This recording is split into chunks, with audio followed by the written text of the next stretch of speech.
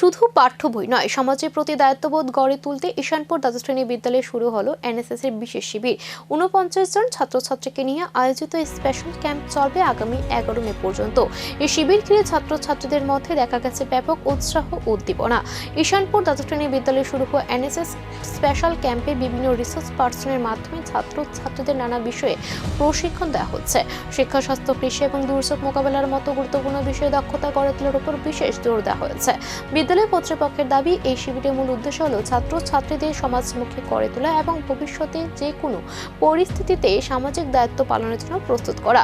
শুধু তাত্ত্বিক জ্ঞান নয়, বাস্তব জীবনে কিভাবে সমাজের পাশে দাঁড়াতে হয় সে শিক্ষাও দেওয়া হচ্ছে এই বিশেষ ক্যাম্পে। ফলে পড়ুয়ারদের মধ্যে ব্যাপক আগ্রহ লক্ষ্য করা গেছে। দ্বাদশ শ্রেণী বিদ্যালয়ে 5 মে থেকে শুরু হয়েছে, 11 তারিখ পর্যন্ত চলবে স্পেশাল ক্যাম্প। এই স্পেশাল ক্যাম্পের মোটো কি?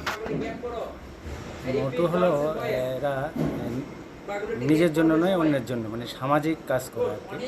তারা সামাজিক কাজ করবে, এখান থেকে ট্রেনিং নিয়ে বিভিন্ন বিষয়ে পারদর্শী হবে।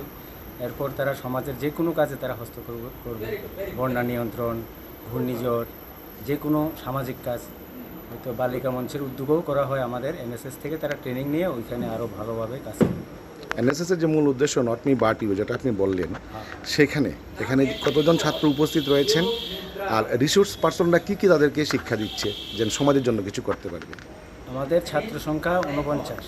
এর মধ্যে আমরা ফায়ার সার্ভিসের তরফে একটা ট্রেনিং দেওয়া হচ্ছে, তারপরে আইনি সচেতনার উপরে হচ্ছে, তারপর আমাদের এগ্রিকালচারের উপর একটা হচ্ছে।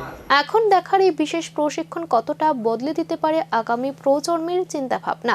সমাজসেবার এই পাঠ কি ভবিষ্যতে দায়িত্বশীল নাগরিক গড়ে তুলবে, নাকি শুধুই শিবিরের মধ্যে সীমাবদ্ধ থাকবে এই উদ্যোগ?